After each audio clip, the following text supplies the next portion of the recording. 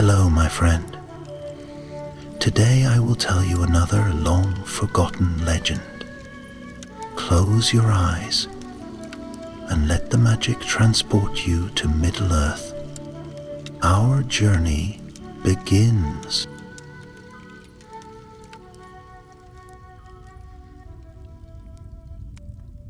The wind murmured through the hills of Eldanor, tracing ghostly fingers over the long-forgotten stones of an ancient road. What was once a proud highway of the Númenóreans had now faded into little more than a whisper beneath the stars. Grass had grown thick between the cracks of the old stone path, and where once the great riders of Arnor had passed in shining mail, now only the hoot of a lone owl echoed in the cold night. And yet, among the shadows of the weather hills, a solitary figure moved. Cloaked in gray, hood drawn low against the autumn wind, he made his way carefully through the ancient ruins that had long been abandoned. His name was Eldric, a ranger of the north, born of the fading bloodline of the Dúnedain. Like many before him, he had walked the wilds with only the stars and the whispering wind for company, guarding lands where no one knew his name, protecting villages that had long forgotten the debt they owed to his kind. But tonight, the wind carried something more than the usual rustling of leaves and the distant cry of a wolf. Tonight it carried something far older, a whisper. It was not a voice, nor a clear sound, but something deeper, something that stirred in the bones of the land itself. It sent a shiver down Eldric's spine, not from fear, but from knowing. The world had changed, the War of the Ring had ended, and the lands of the free peoples were healing. But not all shadows had been vanquished. Some remained, waiting in the ruins of things long past. He pressed forward, moving between moss-covered stones that jutted out from the earth like the ribs of a great beast buried beneath the soil. These ruins had once been a fortress, one of many built by the men of Númenor in the elder days, before their pride had led them to ruin. Eldric had passed these hills before, but never had he felt this pull, this strange sense of calling that now urged him forward. And then he saw it. Half buried in the ground at the heart of the ruins, a single stone, taller than a man, worn smooth by time, its carvings faint but unmistakable. He knelt before it, brushing away the dirt and ivy that had crept over its surface. The sigil carved upon it was one he had never seen before, a golden tree entwined with 7 stars, a name whispered through his mind, though he knew not where it had come from. The Knights of Eldanor. The name meant nothing to him. Not yet. A gust of wind stirred the leaves, carrying with it the scent of old rain and damp earth. Eldric exhaled slowly, running his fingers along the ancient carving. He had spent his life chasing old stories, piecing together fragments of lost knowledge, seeking what little remained of his ancestors' forgotten glories, and now, here, beneath the stars, he had found something that should not exist. A forgotten name, a lost sigil, a memory buried beneath time itself. And somewhere, deep beneath the earth, something stirred. The road back to Bree was long, and Eldric took it with a mind weighed heavy by thought. He had spent the night at the ruins, seeking answers, but none had come. The only thing he had found was the nagging certainty that he had stumbled upon something important, something that should not have been forgotten.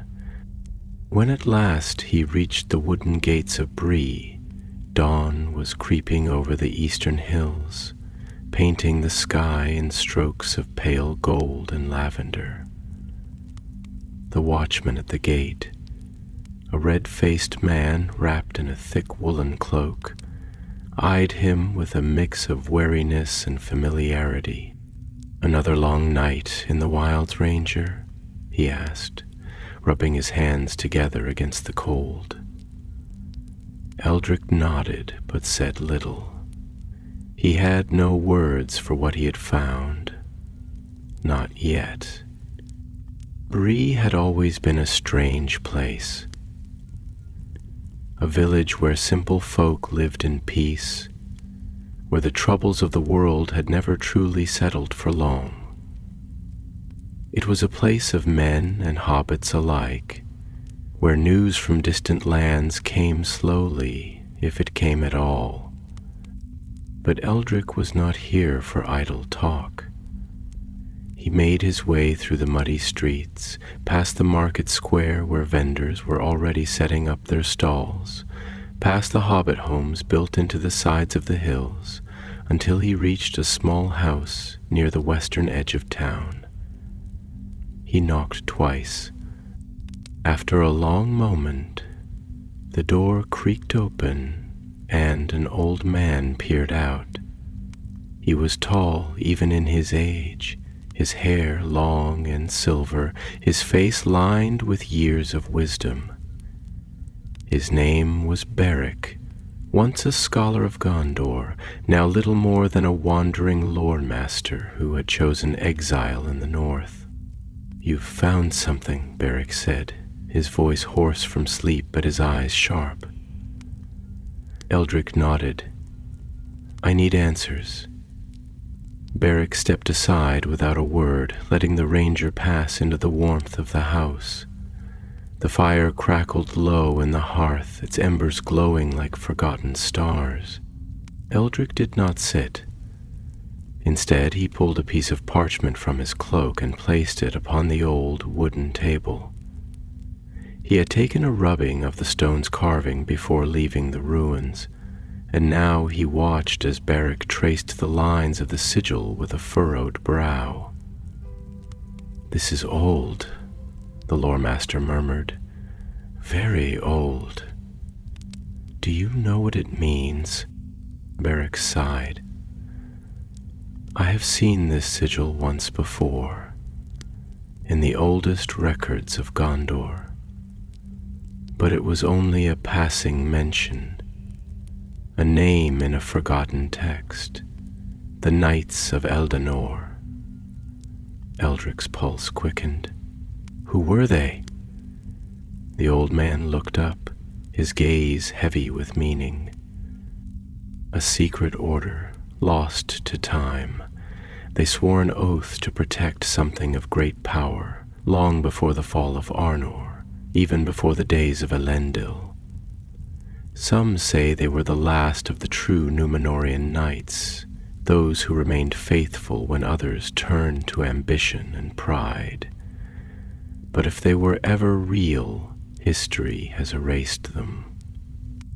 He leaned back, studying Eldrin carefully.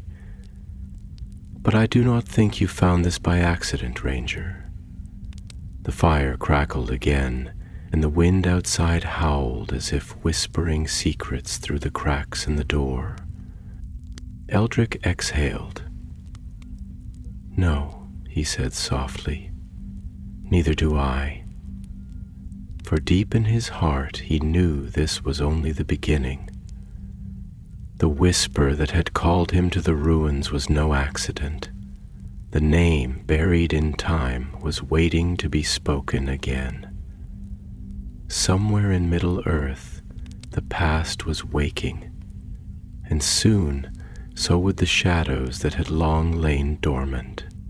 The fire in Beric's hearth flickered with a quiet restlessness, as though stirred by unseen hands, casting long wavering shadows along the stone walls of his study.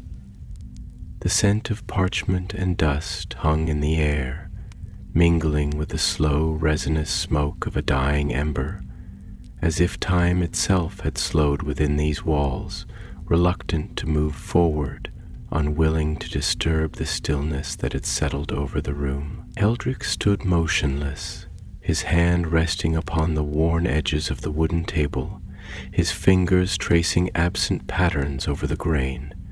His thoughts churned like a river swollen by autumn rains, deep and unsettled, brimming with questions that had no simple answers.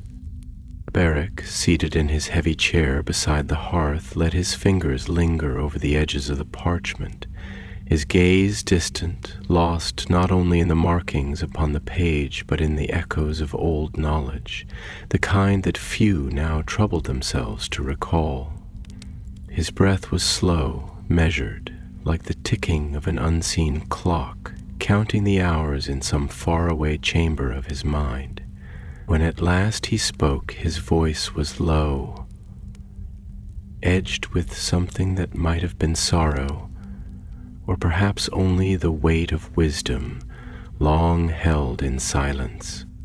"The Knights of Eldanor," he murmured, the name itself an incantation of another age, a whisper of a time when the world had not yet shrunk, when Middle-earth had stretched vast and endless, filled with glories long since turned to dust. A name that should not have come to you, not unless the past itself has begun to stir. He lifted his eyes to Eldrick then, his gaze heavy, as though he could see through him, beyond the veil of the present, into the tangled threads of fate that had brought the ranger to his door. "You did not find this by chance, my friend. Such things do not return to the world unless they are called." Eldrick exhaled slowly, as though releasing something that had been wound tight within him, though his thoughts remained knotted, tangled in the mystery that had led him here. "I felt it," he admitted at last, his voice quieter than before, as though speaking the words aloud would summon the truth from the darkness. "At first it was only a sense, a whisper in the wind, a pull at the edges of my mind, as if something unseen was waiting for me to find it. But when I stood before that stone, when I traced my fingers over the carvings, it was as if a door had opened, not one I could see, but one I could feel deep in my bones. I do not know why, but I was meant to find that place." Beric nodded, as if this was what he had expected, though a shadow passed over his features, like the fleeting dark of a cloud over the moon. "Yes," he said, leaning back in his chair, the leather creaking softly beneath him. "Such things do not happen without purpose. Middle-earth is old, and its memories are long, longer than even the wisest among us understand. There are places where time does not move as it should, where echoes of the past still linger, waiting, biding their time. The ruins you found, they were not merely stone and earth. They were something more, a threshold perhaps, between what has been forgotten and what is yet to come."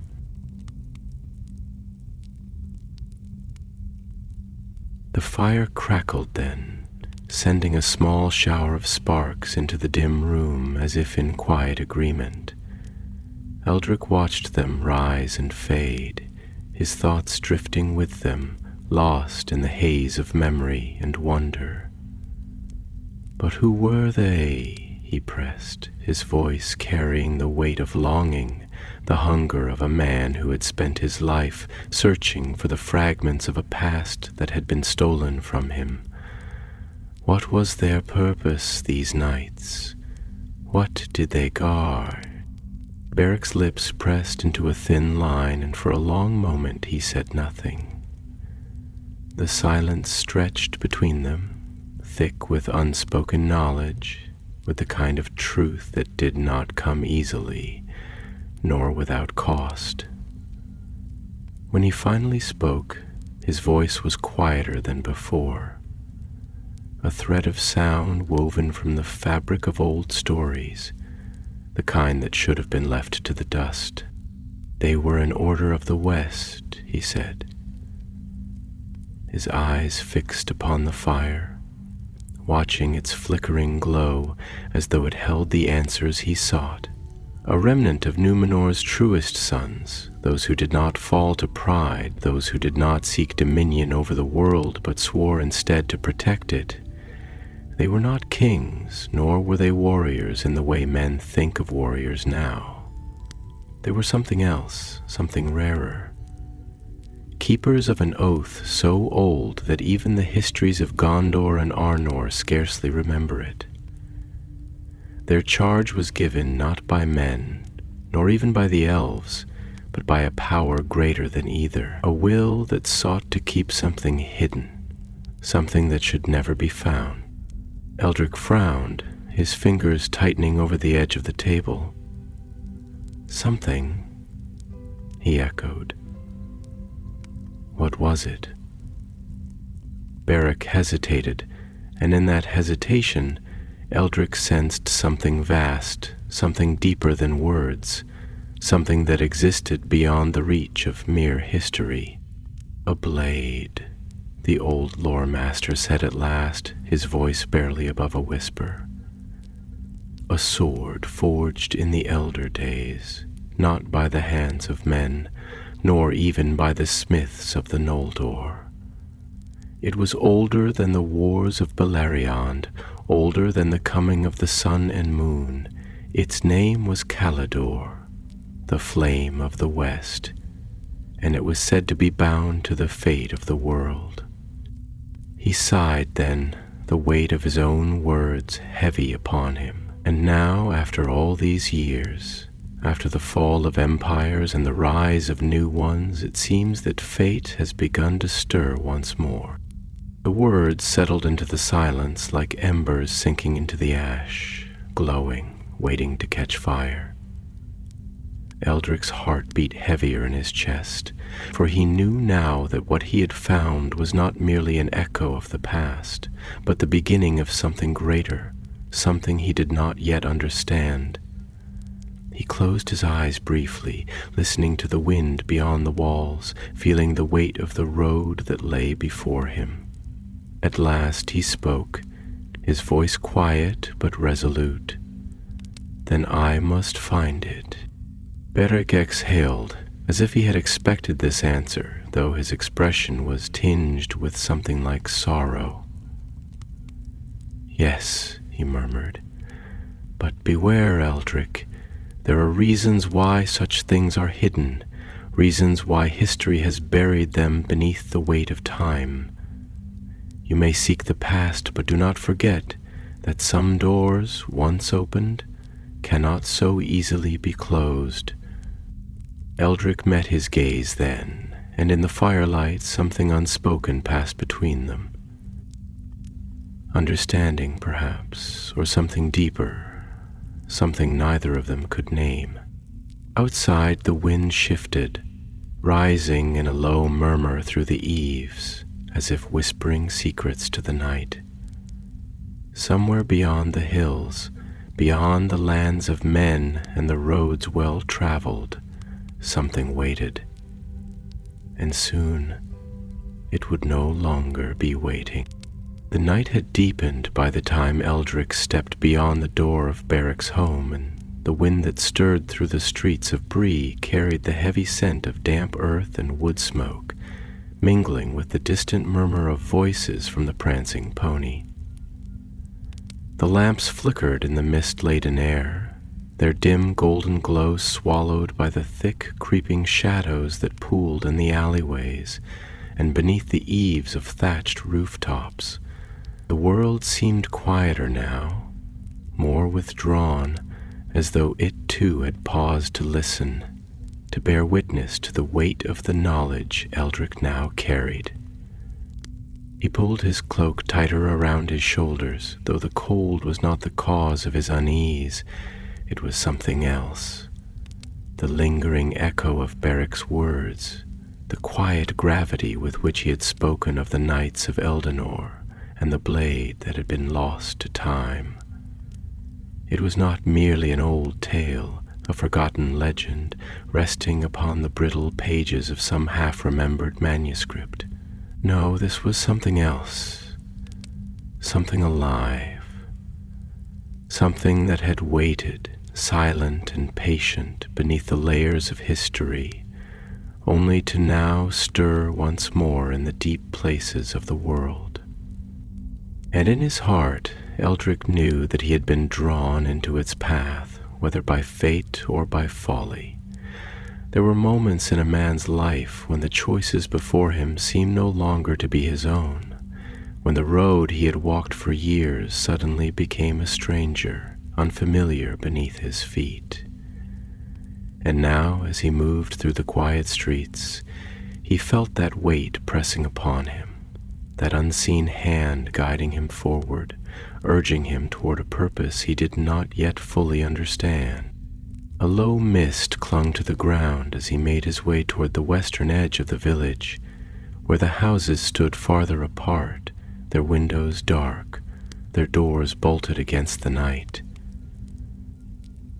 The town beyond the main road faded into silence, save for the distant creak of old wood shifting in the wind. Eldric's mind wandered, turning over the words of the old lore master, picking apart the pieces of the story as one might unravel a tightly woven tapestry, seeking the hidden threads that lay beneath the surface. Their charge was given not by men nor even by the elves, but by a power greater than either, Beric had said, his voice laced with something that bordered on reverence. The words lingered, curling like tendrils of smoke in Eldric's thoughts. What power had set them to their task, and what had become of them?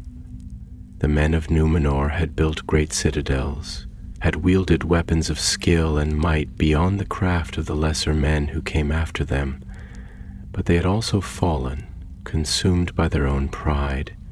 If these knights had once held such a charge, if they had been sworn to guard something that must not be found, what had become of their oath? Had it been broken, forgotten, or had time itself swallowed them whole, leaving nothing but ruins and whispers in the dark?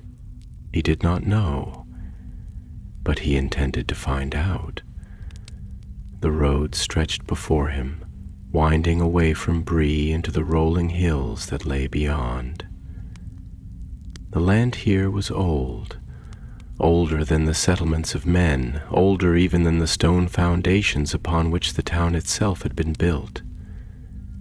The earth bore the weight of forgotten footsteps, of travelers who had long since vanished, leaving only the faintest traces of their passage behind.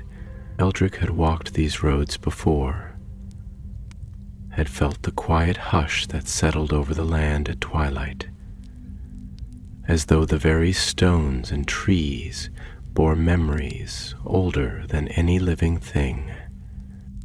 The moon hung low in the sky now, pale and shrouded in wisps of cloud, casting a dim, shifting glow over the landscape. The air was thick with the scent of damp grass and the lingering chill of autumn. And somewhere in the distance, an owl called, its voice a lonely note against the silence. Eldric's boots made little sound upon the earth, for he was accustomed to moving unseen, his steps careful, measured. He did not turn back. There was no turning back. By dawn, Eldric had reached the outskirts of the Weather Hills, where the land rose in jagged, wind-swept ridges, broken by patches of heather and twisted, gnarled trees that clung to the rocky slopes like forgotten sentinels. The sky had turned a dull gray, the horizon smeared with the heavy promise of rain, and the wind had picked up, howling low and mournful through the crumbling stones of ancient ruins. Here long ago had stood the watchtowers of Arthedain, last of the kingdoms of the north, their beacons once burning bright against the darkness that had crept down from the north. Now only shattered remnants remained, scattered like bones across the hills, their purpose long forgotten by those who now wandered these lands. Eldric paused near the ruins of one such tower, his breath slow, steady as he took in the sight before him. The stones had been worn smooth by centuries of wind and rain, their surfaces etched with cracks, the faintest traces of carving still visible in places where the weather had not yet erased them entirely. He ran his fingers along the edge of one such marking, feeling the rough texture beneath his touch, the weight of history pressing against his palm. For a long moment he stood there, listening, not with his ears, but with something deeper, something beyond the senses, and in the silence he felt it again, the pull. It was not a voice, nor a command, nor even a whisper, but a presence, a quiet, insistent certainty that this was not the end of the path, that what he sought lay deeper still, beneath the hills, beneath the earth, where the light of the sun had not touched in 1,000 years. And so he pressed on.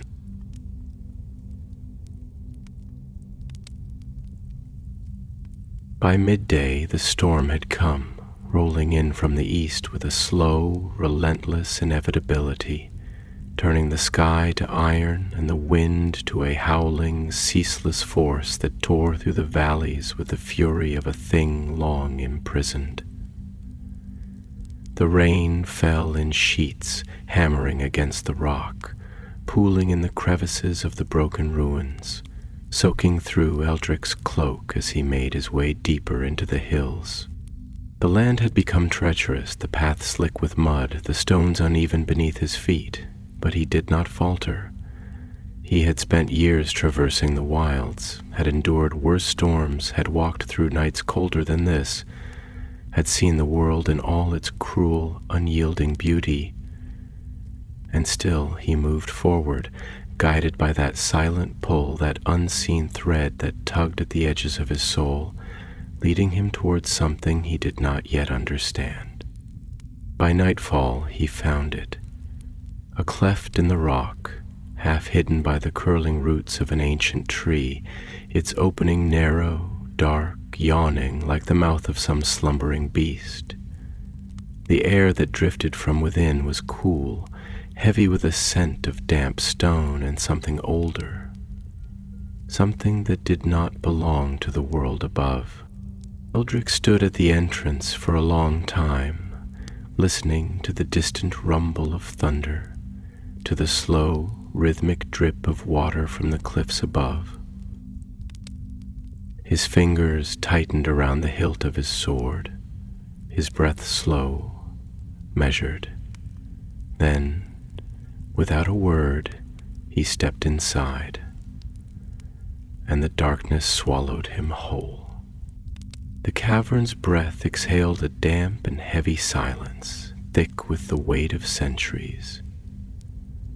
The air here was older than the trees that clung to the hills above, older than the ruins scattered across the land like broken teeth, older perhaps than the memories of men. It was the smell of deep earth, untouched by the sun, the scent of forgotten places, where time itself hesitated, uncertain whether to press forward or remain trapped in the stillness of the past. Eldric stepped forward cautiously, his boots sinking into the soft, undisturbed soil just beyond the mouth of the cave. The passage before him stretched into absolute darkness, not the comfortable gloom of a forest at dusk, nor the pale shadowed night beneath a moonlit sky, but something deeper, heavier, as though the very fabric of the world had unraveled here, leaving only emptiness behind. His fingers tightened instinctively around the hilt of his sword, not in fear, but in acknowledgement. This was a place where men did not walk freely, where the laws of the living world faltered. Yielding to something more ancient, more patient, he pressed forward, each step a deliberate motion, his breath slow and steady, his senses straining beyond the reach of his torchlight. The flame flickered uncertainly, casting shifting shadows that curled and stretched along the uneven walls of the tunnel, revealing the jagged texture of the stone, the thin veins of quartz running like frozen rivers through the blackened rock. The passage was narrow, its ceiling low enough that he had to bow his head in places, forcing him into an unnatural posture, as though he were an intruder, as though the stone itself sought to bend him before it would allow him to pass. For a long while there was only the sound of his own breathing, the soft scuff of his boots upon the damp ground, the occasional whisper of dripping water from unseen crevices in the rock above. The silence here was not empty. It was waiting, watching, a presence that pressed in on all sides, not malevolent, but expectant. He could feel it in the marrow of his bones, in the slow tightening of his chest, in the subtle whispering thought that he was not alone. And then, at last, the tunnel widened, opening into a vast chamber that swallowed the flickering light of his torch, revealing only glimpses of what lay beyond. Pillars of stone rose like ancient sentinels, their surfaces rough with the marks of long-forgotten chisels, their forms half consumed by the creeping embrace of the earth. A great archway loomed ahead, its edges worn smooth by time, its surface marked with faded carvings, symbols that might once have carried meaning, but now stood mute, their purpose lost to the slow decay of centuries. Eldrick hesitated at the threshold, his gaze lingering upon the worn script that lined the arch. The letters were strange, bearing some resemblance to the Númenórean tongue, but older, more rigid, their angles sharper, their curves less refined. He reached out, tracing a gloved hand over the stone, feeling the depth of the carvings beneath his fingertips. There was a weight here, a presence embedded in the very bones of the rock, an unspoken warning woven into the stone itself. That which is bound in shadow must not be woken. The words whispered through his thoughts, unbidden, though he could not say whether they were of his own making or if the stone itself had lent its voice to the silence. He closed his eyes briefly, listening, not with his ears, but with something deeper, something attuned to the quiet murmurs of the world beneath the world.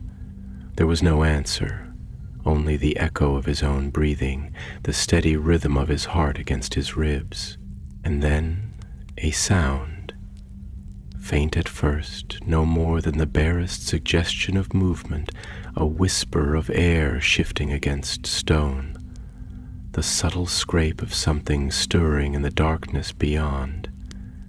It was not the wind. No breeze could reach this deep, no current could slip through the heavy stillness that lay thick in the cavern. No, this was something else, something breathing, something waiting.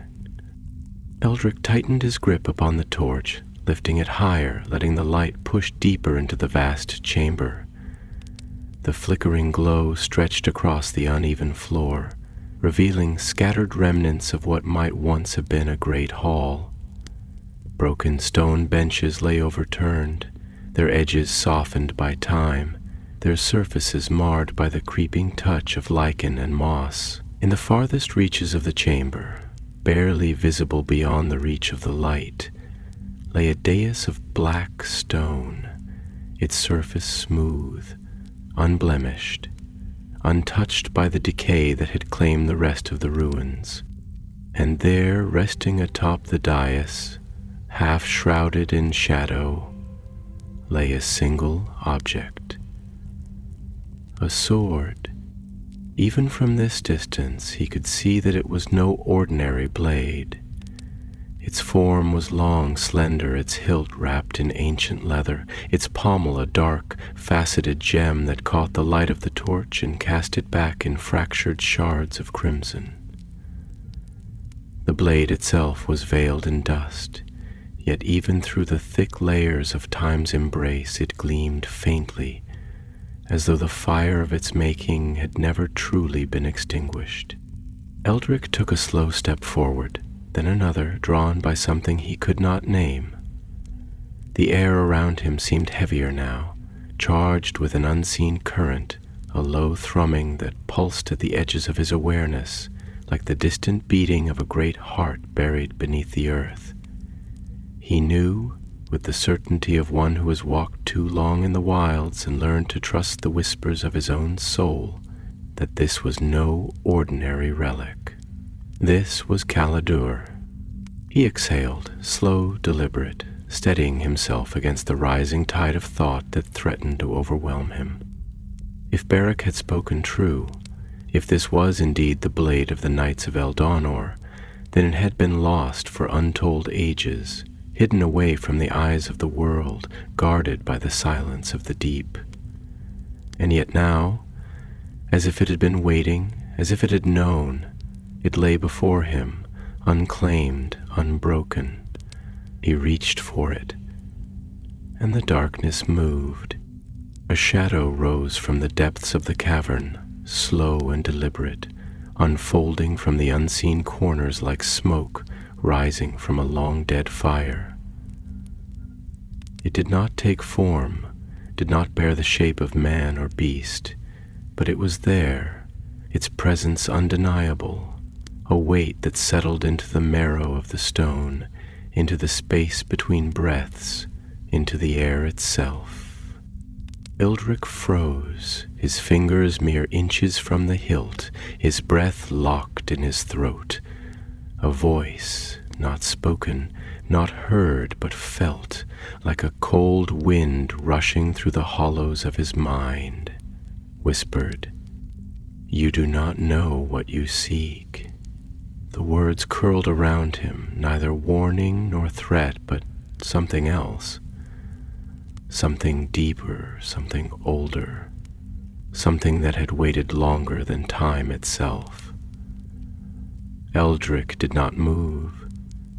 He did not retreat, for he knew in that moment that the past had not merely been waiting, it had been watching. The air in the cavern thickened, no longer simply the stale breath of a place long forgotten, but something more, something unseen, something watching.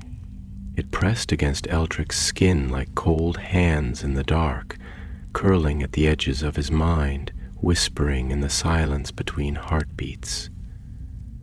The voice had come from nowhere, and yet it had come from everywhere, woven into the very stone, into the very bones of this place. It had not been spoken aloud, nor had it echoed, but he had felt it, a presence, vast and heavy, like the weight of a long-buried name, finally spoken again after an age of silence.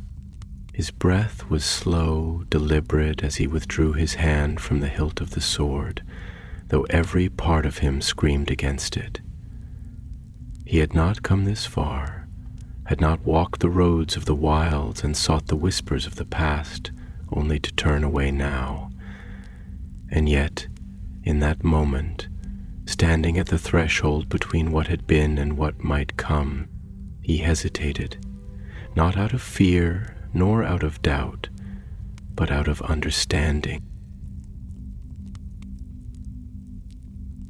There are doors that, once opened, cannot be closed again. He had felt this once before, when he had first taken the life of a man, when his sword had tasted blood for the first time. It had not been a glorious moment, nor had it been a moment of hesitation. It had been necessary, swift, decided by the cruel hand of fate, but even so, something in him had shifted then, had changed. There had been no undoing it, no reclaiming the part of himself that had been left behind on that battlefield. And now, staring at Caladur, he knew with every fiber of his being that taking this blade would be the same. A choice, a turning, a path that once walked would never lead him back to the man he was before. The shadow lingered in the edges of the torchlight, not taking shape, not revealing itself, and yet it was. He could feel its presence, its patience, its waiting. It did not move toward him, did not threaten him, did not reach out in malice. It merely existed, watching. You do not know what you seek. The words came again, curling through his mind like the fingers of a dead thing grasping from beneath the earth. They were not spoken in hatred nor in warning, but in something colder, something that felt like sorrow, or perhaps only resignation. Eldrick straightened, exhaling slowly, measuring his own presence against the unseen force before him. I seek the truth, he said at last, his voice quiet but firm, the words steady despite the weight pressing against his chest. I seek what was lost. I seek to understand what the world has forgotten. The shadow did not move, but he felt it shift as though considering, as though sifting through his words like a hand through old parchment, searching for the weight of their truth.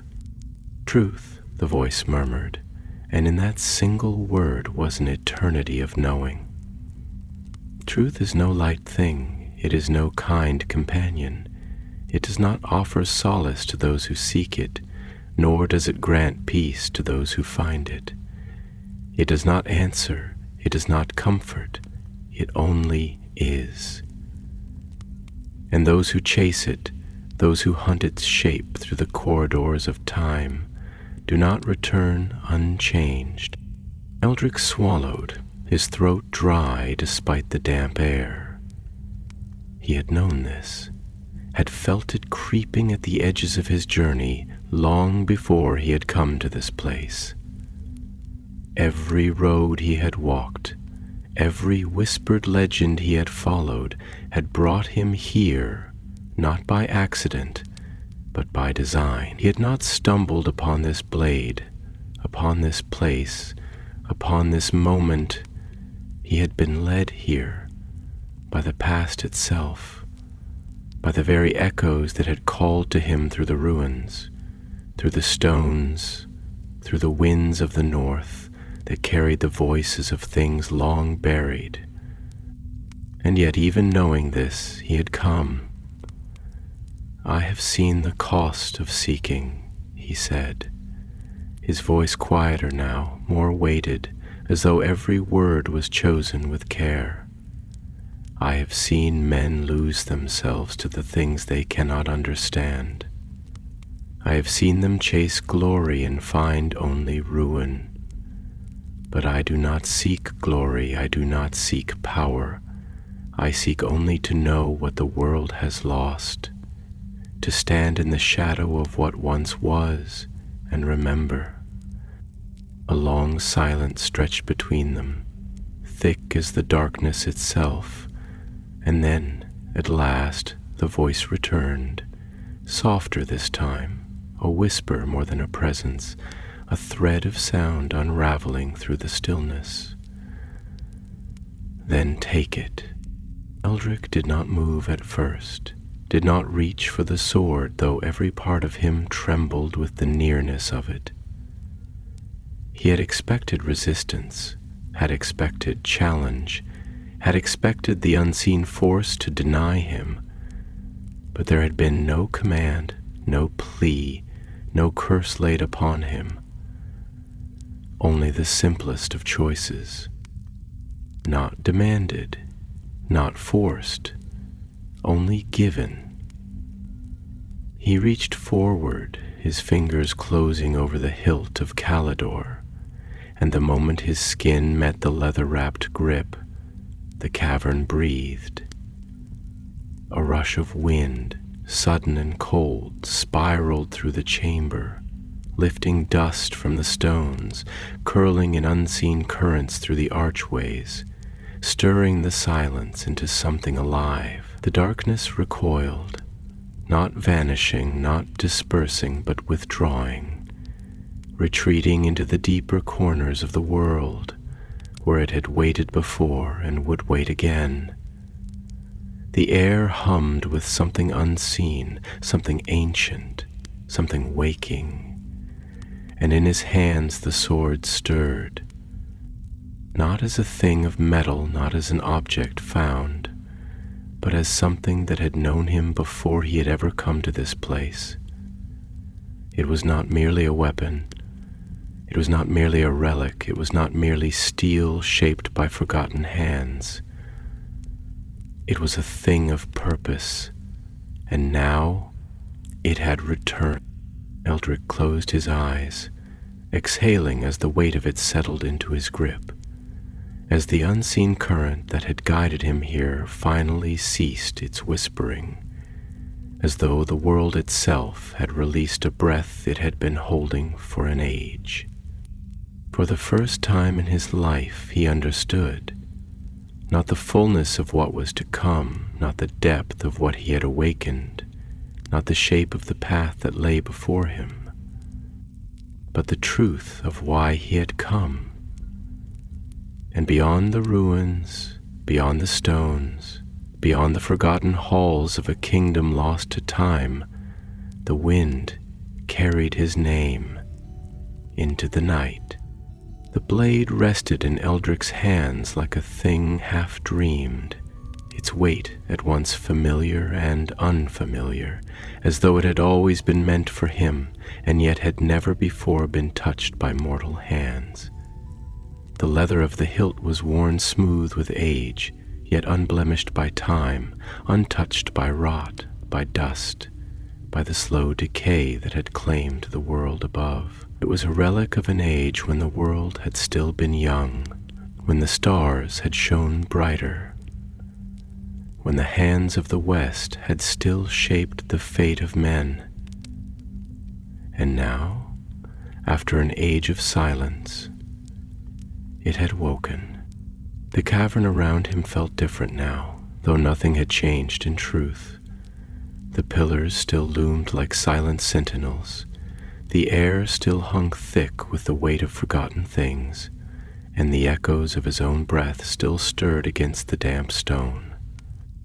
But where before there had been stillness, there was now movement, not of wind, not of shadow, but of something unseen, something felt rather than heard.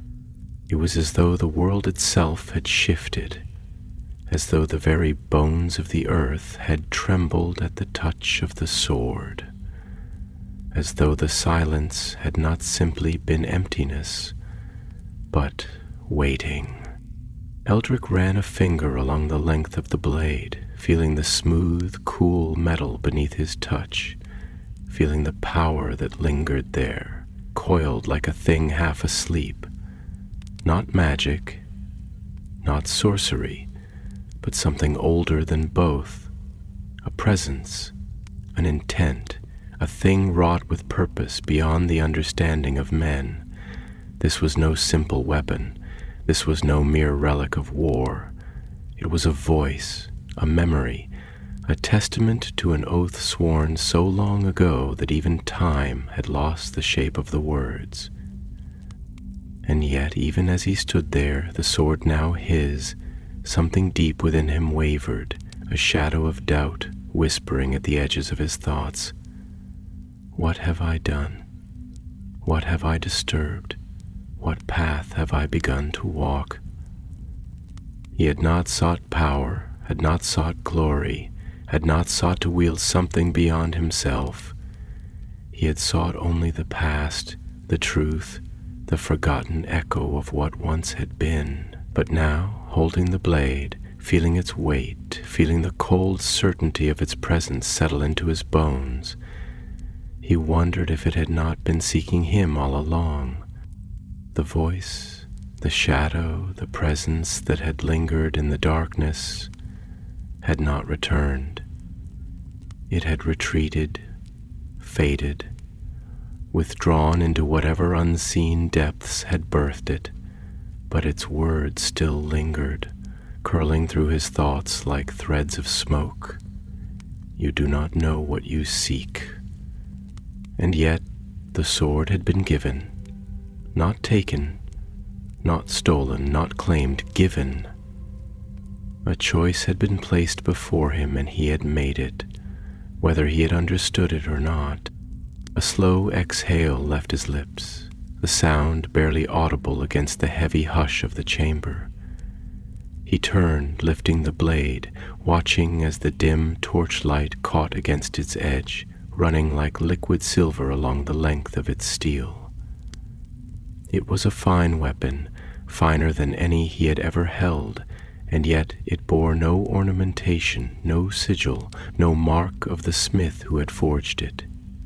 It was simple, unadorned, a thing of purpose, not of display.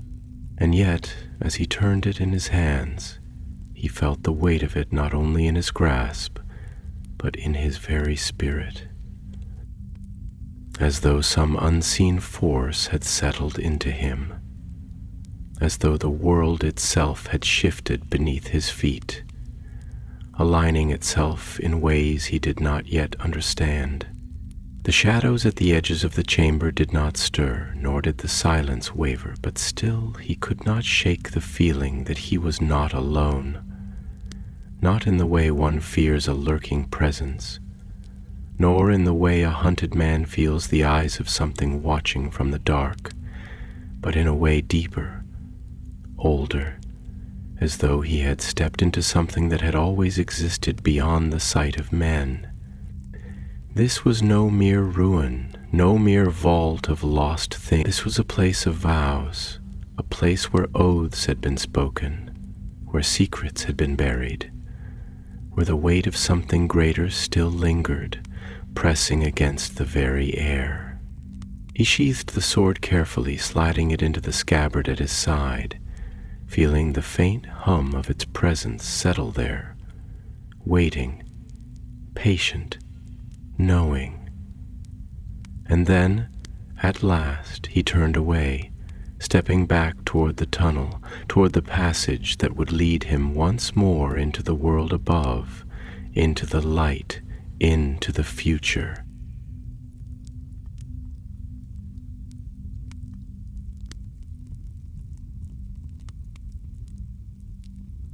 Each step felt heavier than the last, not with exhaustion, not with weariness, but with the knowledge that he had crossed a threshold, that he had stepped beyond the realm of the ordinary, beyond the world of mere men, and into something greater, deeper, older. The wind met him as he emerged from the cavern's mouth. The storm that had raged the night before now passed, leaving only the crisp, clean scent of rain upon the air.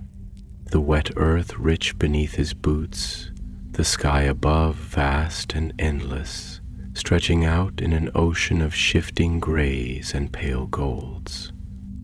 And yet, though the land was open before him, though the road lay waiting beneath his feet, he did not move.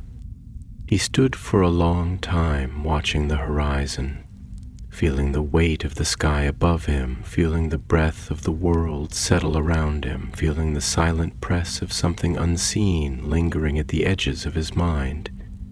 It had begun. Not here, not in this moment, not with the taking of the blade, but long ago, before he had even known his own name, before he had walked the paths of the wilds, before he had sought the whispers of the past. The road had always been leading him here, and now it stretched before him once more, waiting, calling, pulling.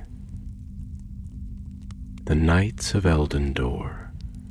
The name whispered through his mind again, unbidden, as it had in the ruins, as it had in the stillness of the cavern.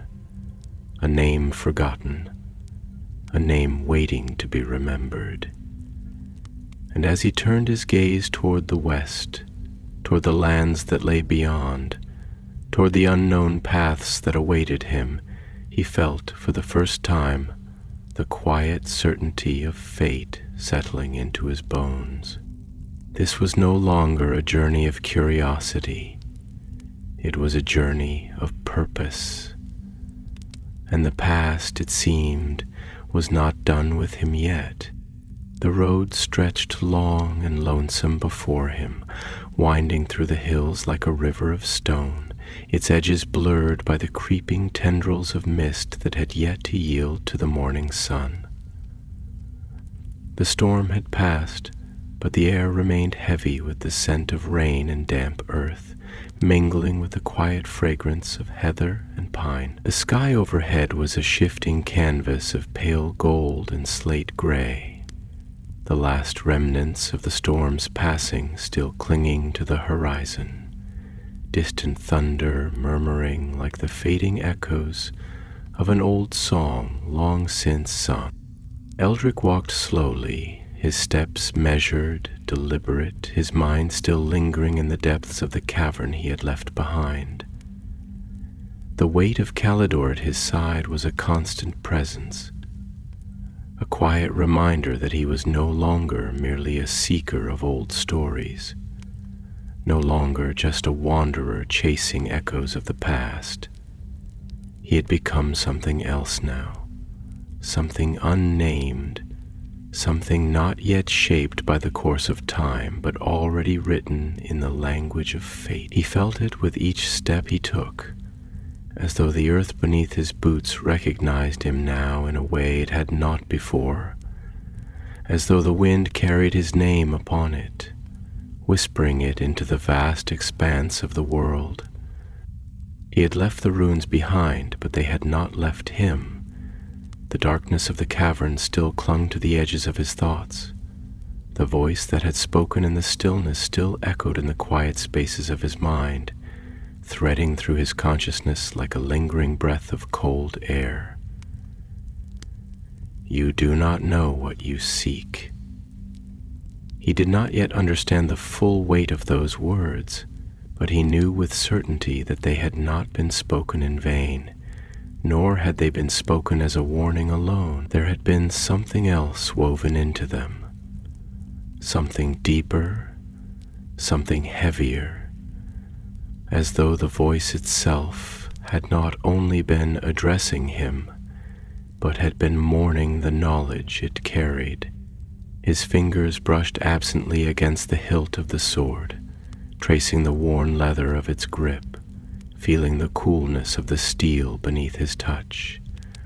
It was strange, the way the weapon had taken its place at his side, not like an object newly acquired, not like something foreign or unfamiliar, but as though it had always been there, waiting for him to recognize it.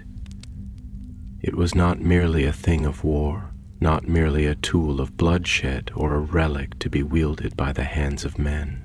It was a key, a tether, a thread in the great weaving of the world, and he had bound himself to it now, whether he had meant to or not. The hills around him rose and fell in gentle undulations, the land shifting in quiet rhythms, whispering the stories of ages long past in the rustling of the grass, in the sighing of the wind through the ancient trees that stood sentinel upon the ridges. There was something comforting in the solitude of it, something steadying in the vastness of the empty world around him, and yet he could not shake the feeling that he was no longer truly alone. Not in the sense of being watched, not in the sense of being followed, but in a way that was altogether different, as though the past itself now walked beside him, as though the unseen had taken form in the very air, lingering just beyond the reach of sight. He did not turn back, did not slow his steps, but the weight of the unseen pressed against him like the ghost of an old companion, silent but present, unknown yet familiar. He had stepped onto a path that had long been forgotten, but the path had not forgotten him. It had been waiting, waiting for a name to be spoken, waiting for a hand to reach out and grasp what had been left behind. And now, with every step he took, he felt it guiding him, leading him forward, pulling him towards something unseen that lay beyond the horizon. The thought settled into him slowly, winding its way through the tangled corridors of his mind like ivy creeping along the stone. He had spent his life seeking the past, tracing the echoes of old things, sifting through the remains of forgotten places.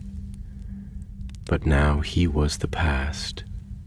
He had become part of it, part of the story that had begun long before he had ever drawn breath, part of the thread that had been woven into the fabric of Middleath itself. And if that was true, if this was no mere accident, if he had been meant to find Calidor, then what did it mean for what lay ahead? He exhaled slowly, watching the mist coil around his feet as he walked, feeling the weight of the sky pressing down upon him, feeling the road stretching endlessly before him like the spine of some ancient beast slumbering beneath the earth. He did not know what awaited him beyond the hills, did not know where the road would lead, but he knew now more than ever before that he could not turn back. Fate had set its hand upon him, and there was no undoing it now. A flicker of movement on the horizon caught his eye, a lone figure in the distance, standing motionless upon the crest of a hill, watching. His steps slowed, his fingers drifting instinctively toward the hilt of his sword, but he did not draw it. The figure did not move, did not advance, did not signal any threat, only stood there, waiting, as though it had known he would come this way.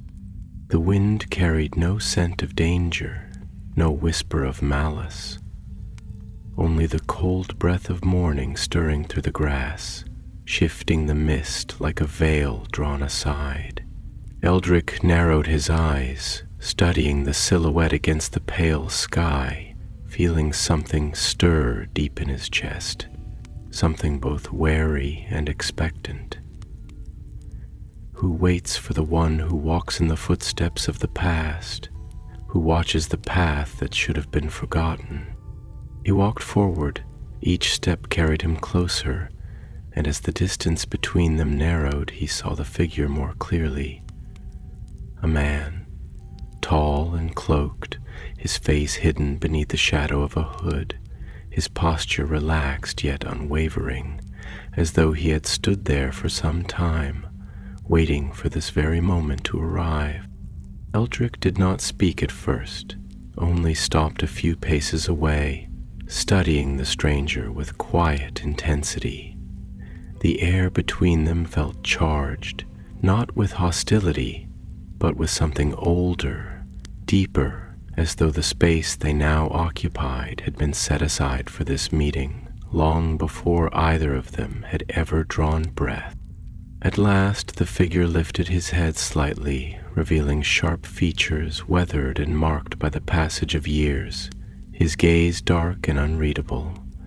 His voice, when he finally spoke, was low and measured, carrying the weight of something more than mere curiosity. "You have taken it," he he said, and though his tone was not accusatory, there was no mistaking the gravity of his words. Eldrick met his gaze, feeling the weight of them settle upon him like a stone dropped into deep water. He did not look away. "It was given," he answered simply, and though he did not fully understand why he spoke those words, he knew them to be true. The man was silent for a long moment, then exhaled slowly, his expression unreadable. "Then the past is awake," he murmured, more to himself than to Eldrick, "and the world will not remain as it was."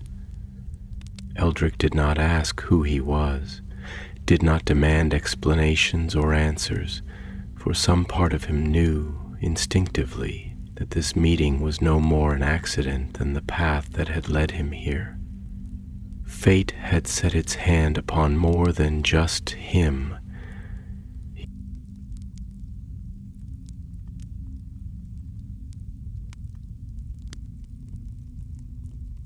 And the road ahead had only just begun.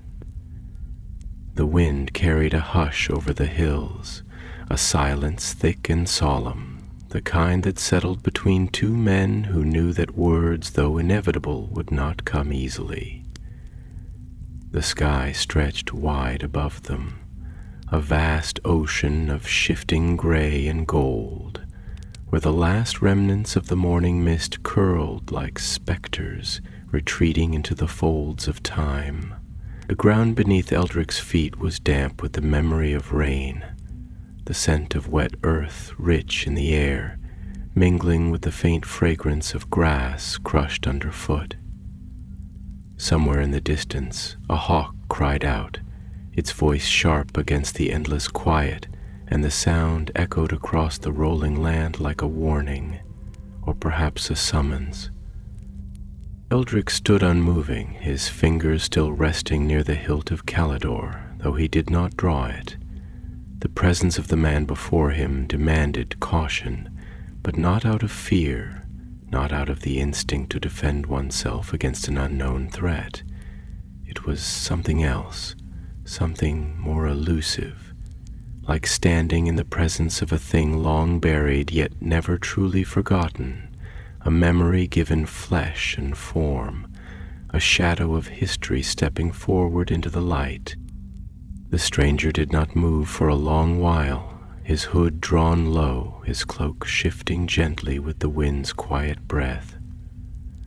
When at last he lifted his head, revealing more of his face, Eldrick saw the lines that marked it, not merely the creases of age, but the etchings of a life lived long and hard, a life that had seen things that most men never would, things that had shaped him, hardened him, left their imprint upon his soul like the slow erosion of stone beneath the weight of time. His eyes were dark and keen, holding the steady patience of one who did not rush to speak, who understood that silence could be as much a tool as a blade, that words carried weight and must be measured before they were given breath.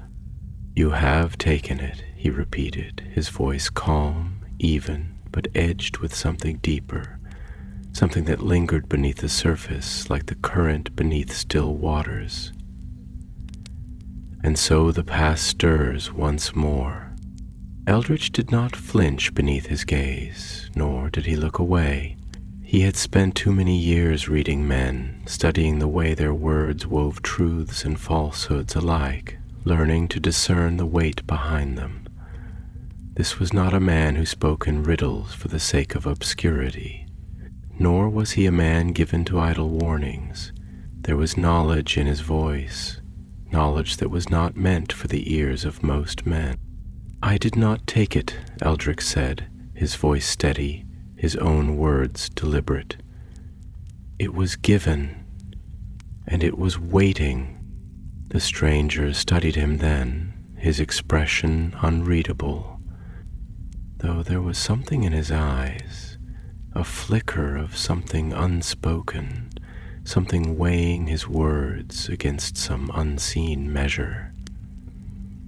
He exhaled, slow and quiet, as though sifting through the threads of thought, unraveling them carefully before he chose his next words. "And do you understand what you carry?" Eldrick hesitated for the first time, not because he did not know the answer, but because he was beginning to know it, because the shape of the truth was forming in his mind, still incomplete, still veiled in shadow, but growing clearer with every passing moment. He could not yet name it, could not yet give voice to the full breadth of what he had awakened, but he could feel it. "I understand that it is not simply a sword," he said at last, watching the man carefully, gauging his reaction. "I understand that it is bound to something older than any tale still spoken in the lands of men, something that was never meant to be lost nor found again without cause." He let out a slow breath, glancing briefly at the hilt, feeling the weight of it against his hip. "And I understand that if I have come to it, then it has come to me." The man inclined his head slightly, as though in acknowledgement, though his gaze did not soften. "It has," he said, "and it will change the course of the road before you, whether you will it or not." Eldrick's jaw tightened slightly, but not in resistance, rather in the quiet resignation of a man who had already begun to understand that the choices he had made were no longer his alone. "Then tell me," he said. "Tell me what it is, and why it was left to be forgotten." The stranger was silent for a long moment, his expression unreadable, his gaze shifting briefly to the horizon, as though measuring the distance between the past and the present, between what had been and what now was. When he spoke, his voice was lower, quieter, but no less certain. "There are oaths that do not die," he said, and the wind stirred as he spoke, as though carrying his words away into the great expanse of the world. "There are vows that do not break, even when the men who spoke them have long since turned to dust." The Knights of Eldanor were not merely guardians of a blade, nor were they warriors in the way most would think of them. They were more than men of steel and valor. They were bound to something greater, something that stretched beyond the concerns of kings and the feuds of mortal realms. His gaze returned to Eldrick, sharper now, as though peering beyond flesh, beyond blood, seeking something deeper. "The sword you bear was not forged for war, though it has tasted battle. It was not wrought for conquest, though men have died in its name. It was created for one purpose alone, to guard against that which should not return, to stand as a barrier against the things that the world has chosen to forget. It was not merely hidden to keep it from falling into the wrong hands. It was sealed away because the world was not meant to remember what it once knew." Eldrick felt a chill trace down his spine, not from fear, but from the slow, inevitable realization that had been creeping upon him since he had first laid eyes on Caladur, since he had first felt the quiet hum of its presence, since the voice in the cavern had spoken not with threat, but with warning. "And yet it has been remembered," Eldrick murmured, more to himself than to the man before him.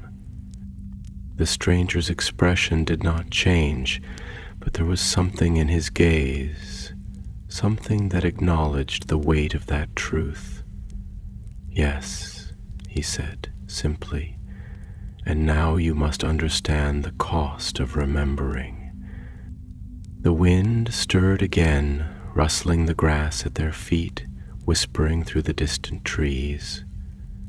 The land around them had not changed, and yet Eldrick felt the world shift beneath him, felt the shape of things moving in ways he could not yet see.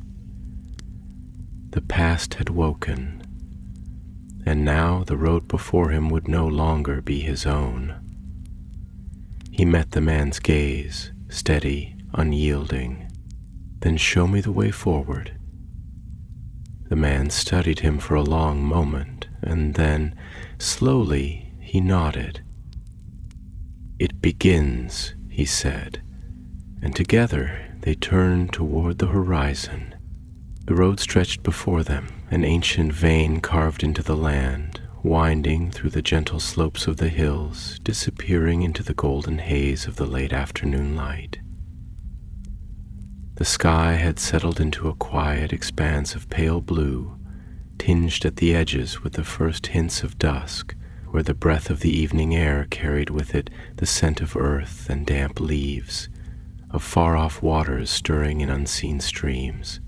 The world was vast and silent, holding its breath in the stillness between moments, as though waiting for the first steps of a journey already written in the language of fate. Eldrick walked beside the stranger, his mind a river of thought, deep and unsettled, currents of uncertainty weaving through the edges of his resolve. The sword at his side felt heavier now, not in weight, but in meaning, in the unseen burdens it carried, the history that pressed against its steel like the weight of a forgotten kingdom resting upon the shoulders of a single man. He could feel it there, silent yet present, the thread of something ancient and unbroken running through him now, binding him to the past in ways he had not yet fully grasped. He turned his gaze toward the man who had stood waiting for him upon the hill, studying him in the shifting light of the setting sun. There was something in his bearing, something in the quiet way he moved, in the way he carried himself, that spoke of patience, of watchfulness, of long years spent walking roads that few men still remembered. His cloak was worn at the edges, the fabric heavy with the weight of travel, and though his face bore the lines of a man well into the latter half of his years, there was a sharpness in his eyes that had not dulled with time.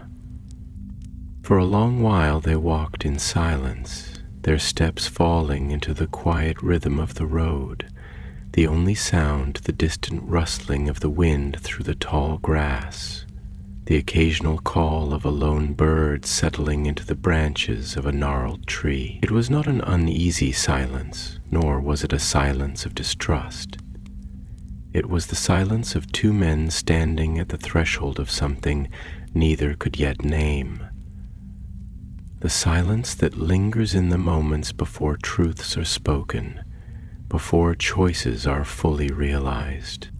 At last it was the stranger who broke the quiet, his voice low, measured, as though speaking into the wind itself rather than to the man beside him.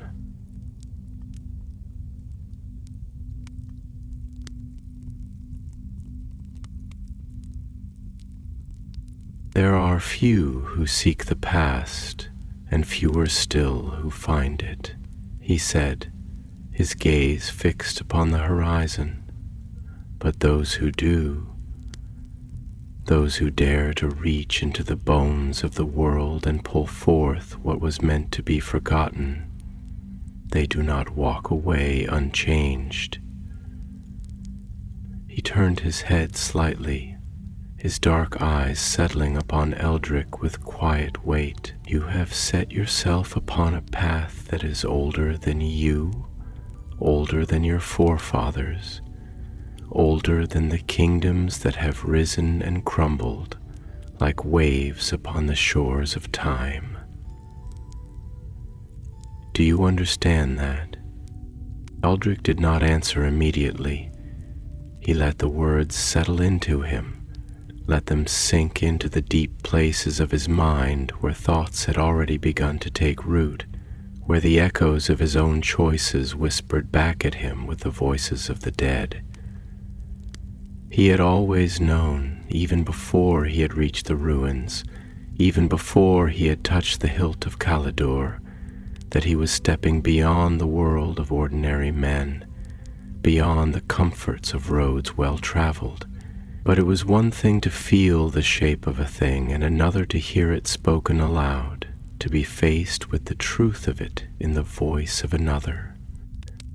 "I have spent my life looking for what was lost," he said at last, his voice quiet, though it carried no uncertainty, not for glory, nor for power, nor even for the sake of history itself. "I have followed the echoes of things that men no longer remember, not because I sought to change the world, but because I sought to understand it, because I could not accept that so much had been buried that the weight of time could simply erase what once was. And yet now, for the first time, I begin to wonder if I was not the one seeking, but the one being sought." The stranger nodded, as though he had expected the answer, as though he had heard similar words before, spoken by other men in other lifetimes. "That is the nature of things such as these," he murmured. "We believe we are the ones who reach for them, that we are the ones who uncover the past, that we are the ones who wake the sleeping things of the world.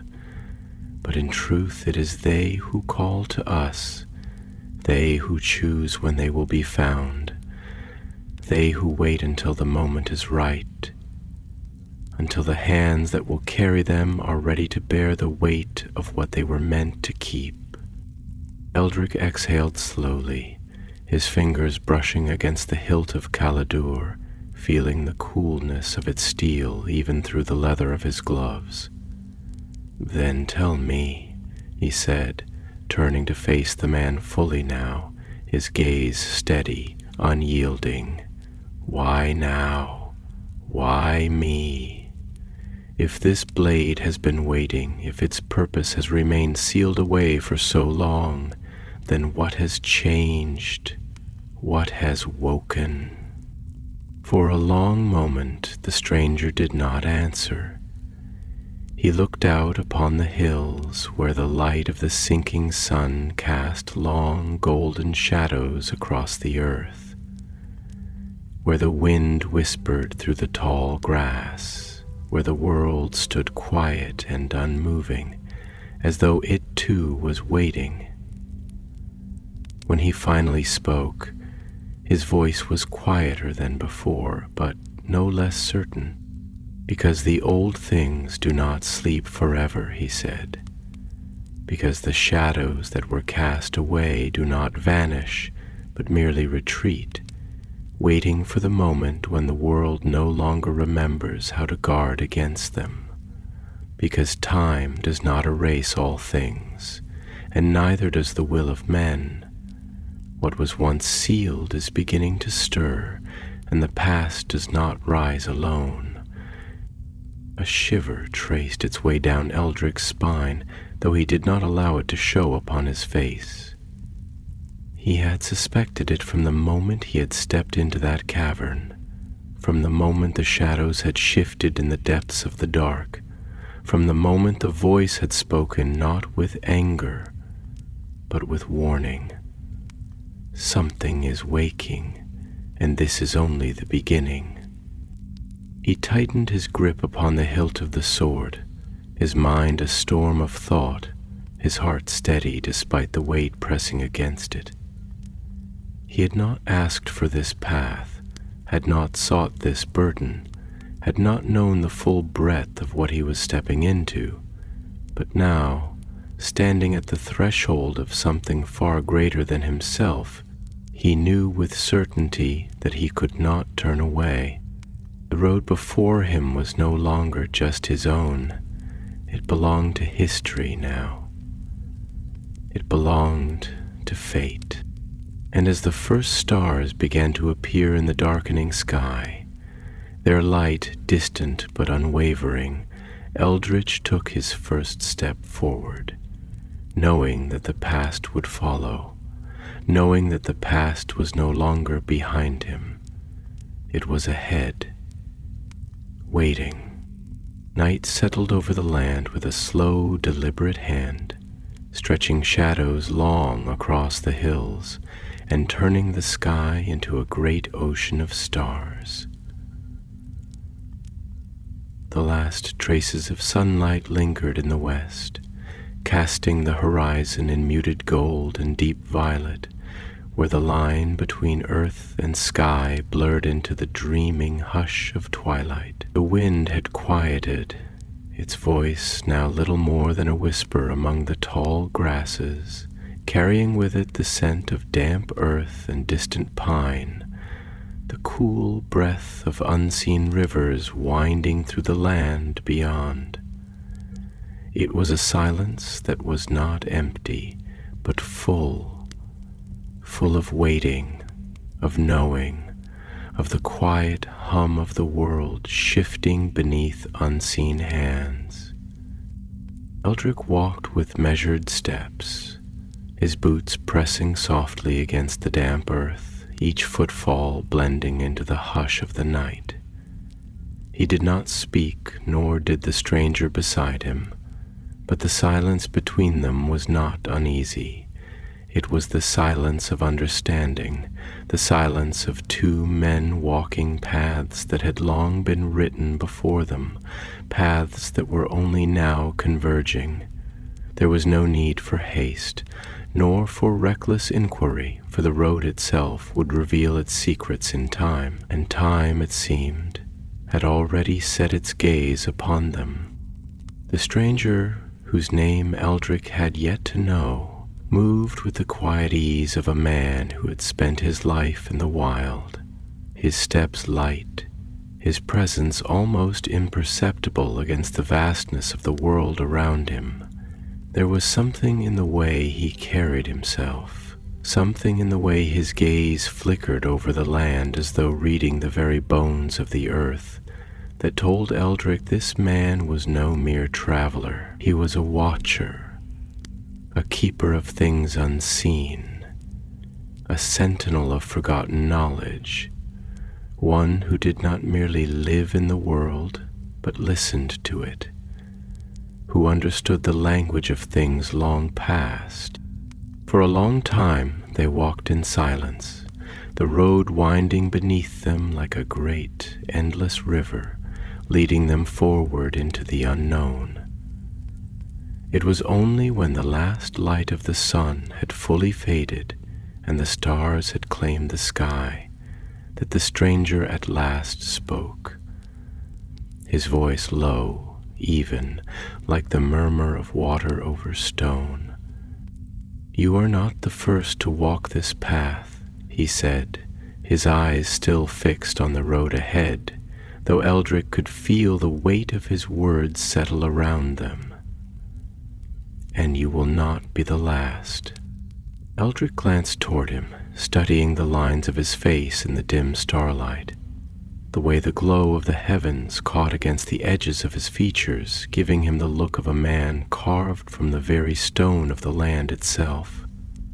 He had known men like this before, men who spoke not to fill the silence, but only when words were needed, men whose voices carried the weight of things learned through experience rather than mere knowledge.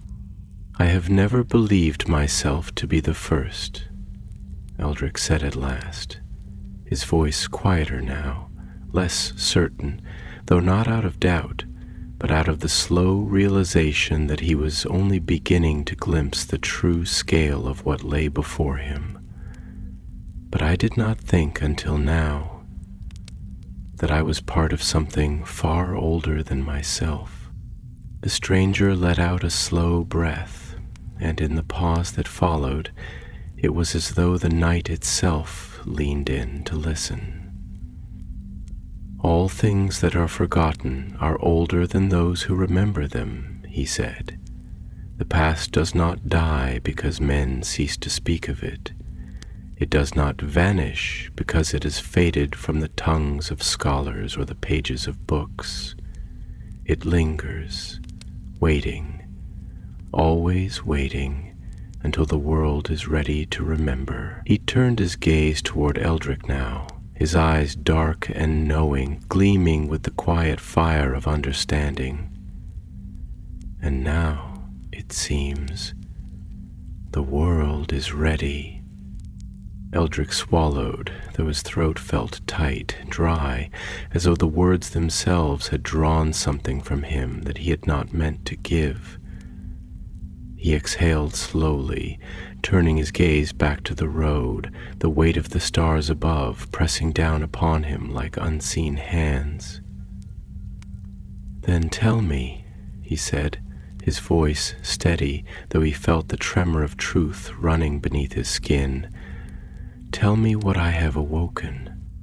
The stranger was silent for a long moment, as though weighing the answer, as though reaching into the depths of the past itself to find the right words.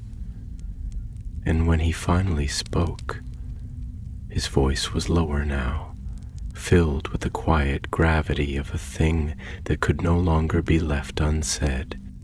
"There was a time," he began, "when the world was not divided as it is now, when the realms of men were not sundered by war and the weight of their own ambitions, when the blood of the West still ran strong, when the oaths of old had not yet been broken.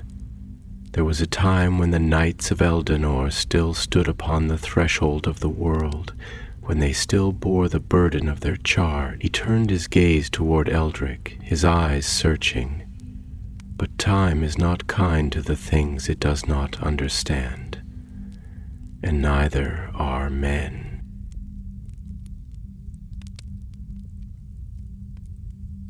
Eldrick's grip tightened around the hilt of Calidor, though he did not draw it, did not need to, for he could feel it there, alive, listening, waiting, as though the blade itself knew it was being spoken of, as though it too remembered. "The charge of the knights," he murmured, his thoughts shifting like sand beneath the tide. "You said before that it was not merely to guard the sword, nor to wield it in war, that their purpose was greater than steel and blood.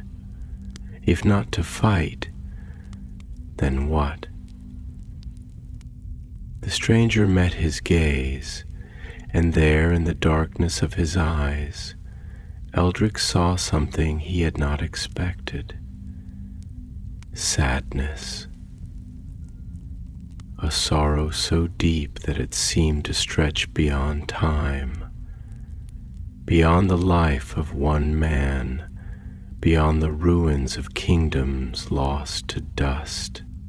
"To guard," the man said, his voice quieter now, though no less certain.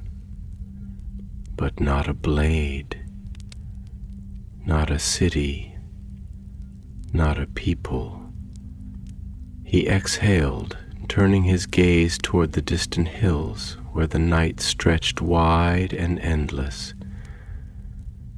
They were the last keepers of something far older than war. They were the watchers at the edge of a thing that men were never meant to see, and they swore an oath that it would never rise again. A chill traced its way down Eldrick's spine, slow and certain, settling into his very bones. "But it is rising," he said, and the words felt heavier than any blade, heavier than the sword at his side, heavier than the knowledge he had carried before. The stranger nodded once, his expression unreadable, but his silence was answer enough. Eldrick turned his gaze toward the horizon, his mind racing, his heart steady despite the storm of thought that now raged within him. He had walked the road of forgotten things all his life, had sought the echoes of the past, had followed the whispers of things lost to time. But now, for the first time, he understood. He was not merely chasing the past. The past was chasing him. And ahead, beyond the hills, beyond the roads he had yet to walk, something waited. Something that had waited long enough.